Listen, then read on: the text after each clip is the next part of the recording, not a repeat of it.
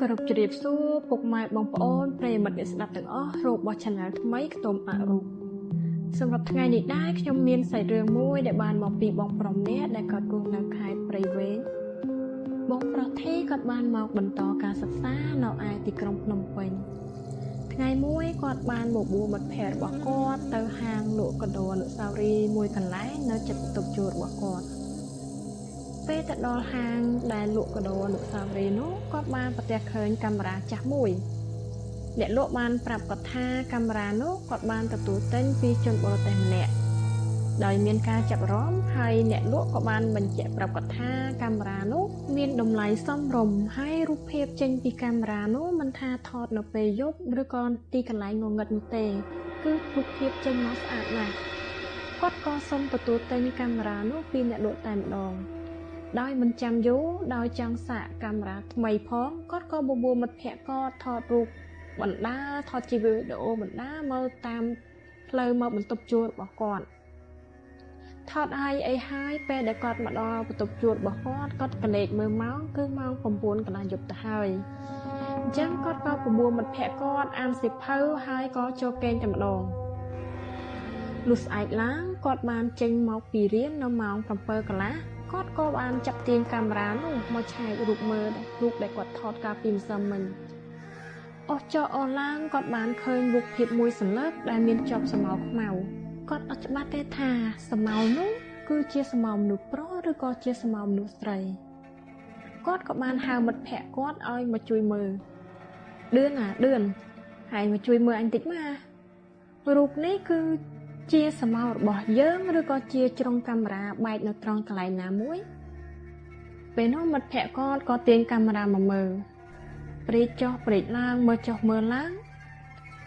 គាត់ក៏សាកថតរូបជាវីដេអូម្ដងទៀតថតបានពី3សេខិនគាត់ក៏មានអារម្មណ៍តក់ស្លុតហើយក៏ប្រាប់មិត្តភ័ក្តិគាត់ថាធីហែងជួយថតបន្តមកតែឃើញដូចអញអត់ហើយមើលនេះមានស្រមោលអីចេញមកបងធីគាត់បានទាញកាមេរ៉ានោះយកមកមើលដោយកាមេរ៉ាកំពុងតែដំណើរការគាត់ក៏បានឃើញស្រមោលខ្មៅធ្វើកាយវិការដូចចង់បញ្ជាក់ប្រាប់គាត់ពីអ្វីមួយមើលចុះមើលឡើងគាត់ក៏មានអារម្មណ៍ថាភ័យគាត់ក៏បោះកាមេរ៉ានោះទៅជ្រុងមកខាងនៅក្នុងបន្ទប់ជួលរបស់គាត់ហើយគាត់ក៏បានគិតហើយក៏បានសួរមិត្តភ័ក្តិរបស់គាត់ថាឌឿនកាមេរ៉ាហ្នឹងតើវាមានប្រវត្តិយ៉ាងណាហើយតែកាមេរ៉ានោះវាមានអាចកំបាំងអីមិត្តភ័ក្តិរបស់គាត់គឺជាមនុស្សដែលមិនសូវចេះគិតច្រើនផងគាត់ក៏បាននិយាយថាអើយយប់ហើយដេកទៅចាំស្អែកចាំយកកាមេរ៉ានោះទៅសួរអ្នកលក់ថាកាមេរ៉ាហ្នឹងវាមានប្រវត្តិមិនបើឯងគិតមកយប់ហ្នឹងក៏ឯងគិតអញ្ចឹងផងដែលលឺស្ដីមិត្តភ័ក្តិគាត់និយាយអញ្ចឹងហើយគាត់ក៏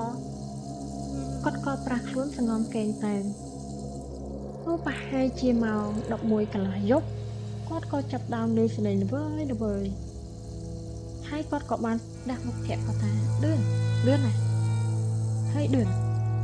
ហើយមានលឺស្លេងអីអត់ណាមិត្តភ័ក្តិគាត់ក៏ភ្ញាក់ហើយក៏តបវិញថាអូយ៉ាហែងព្រមដេកទៅ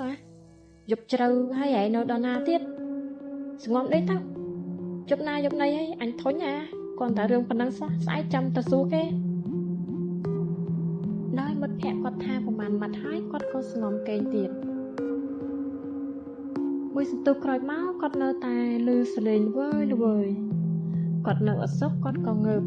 ទៀងស្ដាប់សំឡេងនោះថាតើសំឡេងនោះចេញមកពីកន្លែងណាគាត់ស្ដាប់ចុះស្ដាប់ឡើងគាត់បានឮចេញមកពីជ្រុងម្ខាងនៃបន្ទប់របស់គាត់បានអើតមើលទៅក្រោមក៏បានឃើញកាមេរ៉ា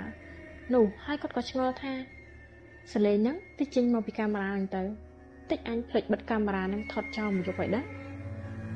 គាត់ក៏ទាញកាមេរ៉ានោះយកមកមើលហើយគាត់ក៏បានឃើញស្រមោលខ្មៅនោះអត់តន្តាណាទេគឺនៅក្នុងកាមេរ៉ានោះដដែលដោយមានផាភ័យតក់ស្លុតម្ដងទៀតគាត់ក៏គប់កាមេរ៉ានោះទៅក្រោមទូដាក់សភៅរបស់គាត់ហើយក៏ស្ងំគេងតែម្ដងលុះព្រឹកឡើងបងធីគាត់មានអារម្មណ៍ល្វើយអស់កម្លាំងហើយក៏ប្រាប់មិត្តភ័ក្តិគាត់ថាឌឿនថ្ងៃហ្នឹងគ្នាប្រហែលជាបានទៅរៀនទេឯងដឹកសូវស្រួលខ្លួនសោះបងឌឿនក៏តបវិញថាមិនអីទេមកពីឯងគិតច្រើនហ្នឹងយប់មិញអត់ដេកអពួនហ្មងឯង ចាប់អញសុំជាប់គ្រូហើយក្រោយពីមិត្តភ័ក្តិគាត់ចេញទៅផុតគាត់ក៏នឹកឃើញកាមេរ៉ានោះគាត់ក៏យកមកមើលហើយគាត់អត់មានបានឃើញស្រមោលខ្មៅអីទៀតទេដោយមានការមិនអស់ចិត្តគាត់ក៏បានទាញម៉ូតូយកកាមេរ៉ានោះទៅសួរអ្នកលក់នៅឯហាងលក់កាដូអនុស្សាវរីយ៍នោះតែម្ដងអ្នកលក់បានប្រាប់គាត់ថាគាត់អត់បានដឹងពីប្រវត្តិកាមេរ៉ានោះទេគាត់បានទទួលទិញកាមេរ៉ានោះពីជនបរទេសម្នាក់ពេលដែលគាត់បានកាមេរ៉ានោះភ្លាមគាត់មានឃើញស្នាមប្រឡាក់ជ័រខ្មៅគាត់ច្បាស់ទេថាជ័រឬក៏ជាទឹកអ្វីដោយគាត់ខំព្យាយាមជូតសម្អាតរួចក៏យកដាក់តាំងលក់តែម្ដងក្រោយពេលពីការទៅសួរនាំអ្នកលក់ដោយមិនបានចម្លើយអ្វីដែលខ្លួនចង់បានគាត់មកដល់បន្ទប់ជួលវិញគាត់ក៏ទាញកាមេរ៉ានោះយកមកថតជាវីដេអូម្ដងទៀតថតចុះថតឡើងបានមួយសន្ទុះគាត់ក៏ឃើញស្រមោលខ្មៅនោះចាប់ដើមចេញរូបរាងមកម្ដងទៀតហើយដោយការងើយឆ្ងល់ហើយដោយការមិនអស់ចិត្តនិងបុកសំនឹងអបិយជំនឿផងដែរគាត់ក៏យកកាមេរ៉ានោះទៅកន្លែងវត្តមួយនៅឯទីក្រុងភ្នំពេញចឹងខ្ញុំសូមអត់បញ្ជាក់ទីកន្លែងណាអញ្ចឹងគាត់បានយកកាមេរ៉ាទៅប្រកែកប្រសង់ដើម្បីឲ្យព្រះអង្គគាត់បានមើលឲ្យបន្ទាប់ពីព្រះអង្គបានមើលហើយគាត់ក៏បានមានប្រសាសន៍ថាកាមេរ៉ានោះ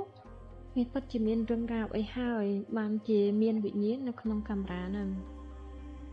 ព្រះសង្ឃបានធ្វើការភាវនាធម៌ហើយចាត់បុណ្យកុសលទៅឲ្យហើយក៏ដោះលែងដួងវិញ្ញាណដែលជាប់នៅក្នុងកាមេរ៉ានោះឲ្យបានទៅកាន់សុគតិភពបន្ទាប់ពីព្រះអង្គបានដោះលែងវិញ្ញាណនៅក្នុងកាមេរ៉ានោះហើយបងធីគាត់បាននិយាយថាពេលដែលគាត់យកកាមេរ៉ានោះមកបន្ទប់វិញគឺគាត់អត់ដែលបានជួបប្រទះនឹងបញ្ហាអ្វីទៀតទេអញ្ចឹងរឿងនេះក៏បានចប់នៅប៉ុណ្ណឹងហើយបើសិនជាការនិយាយរបស់ខ្ញុំមានពាក្យខុសឆ្គងខុសពាក្យនៅត្រង់កន្លែងណាមួយសូមពុកម៉ែបងប្អូនប្រិយមិត្តអ្នកស្ដាប់ទាំងអស់សូមខន្តីអភ័យទោសព្រោះនេះគឺជា channel ថ្មីរបស់នាងខ្ញុំហើយបើសិនជាបងប្អូនចូលចិត្តសាច់រឿងបែបរន្ធត់ឬក៏អមនុស្សសូមបងប្អូនចុច Subscribe ឲ្យរូបនាងខ្ញុំផងពីនាងខ្ញុំសូមអរគុណសូមគោរពលា